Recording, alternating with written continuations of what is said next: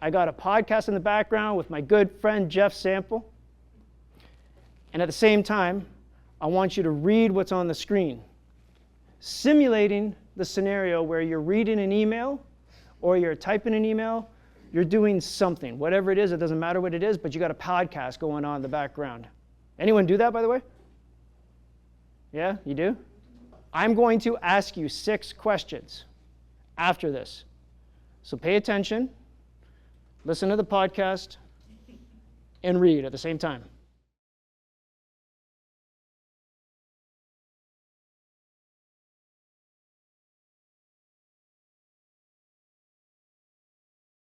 And I'm your host, Jeff Sample, and you're tuning in for another episode. I am joined today by Sam Hamilton. Sam, how are you?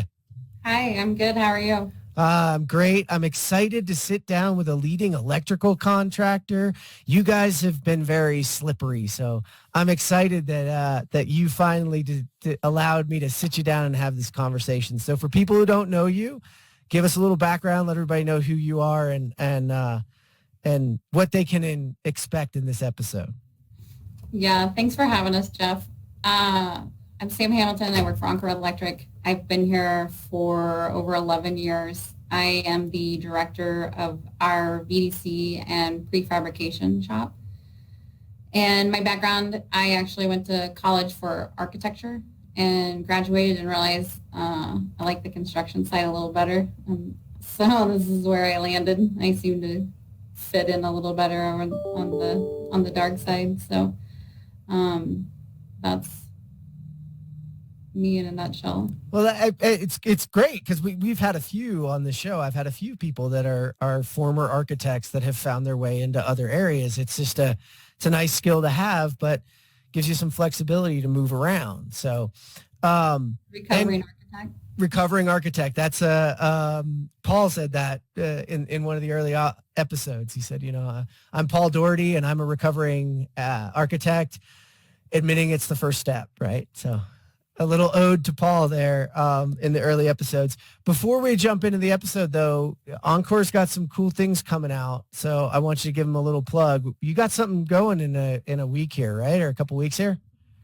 Yeah, we do. We're really excited. We were in a approximately 36,000 square foot shop over in Inglewood, and we just outgrew it, and we really want the opportunity to grow the shop, to take on more projects, and to really honestly just serve our craftsmen better with more capabilities. So we just recently moved in to a 70,000 square foot shop in Aurora, and it's really exciting. It's been a little crazy, but super exciting. We're doing a ribbon cutting April 7th here, and looking forward to that and kind of getting the opportunity to show off some of our skills and our new facilities. So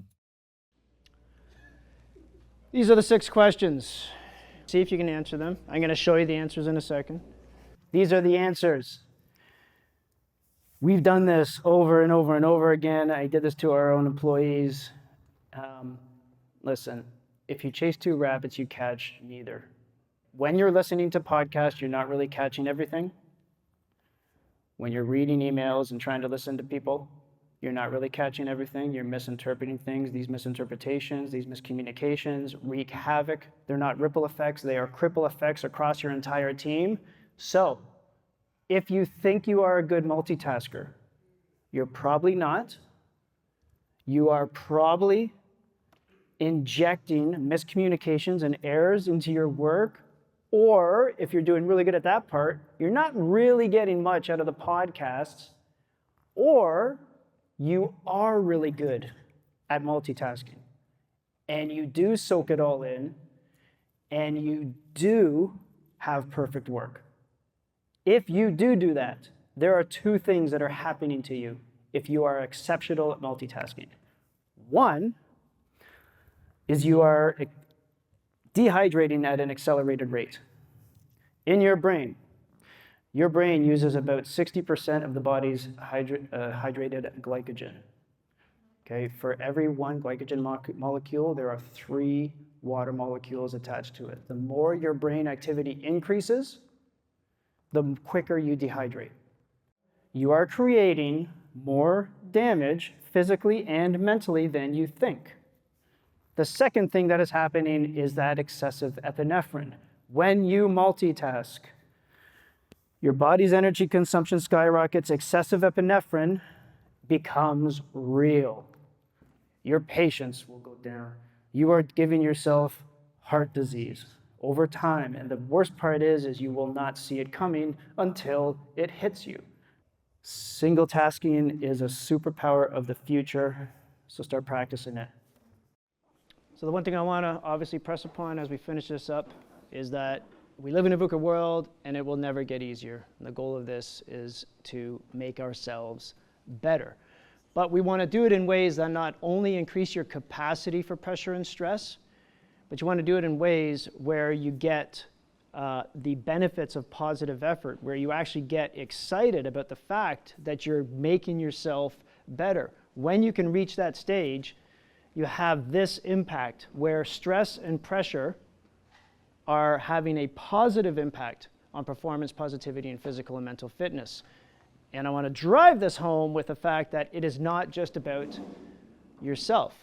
Especially if you have kids, I would argue that you have a responsibility to invest effort into this type of training and mindset. We are Hunters!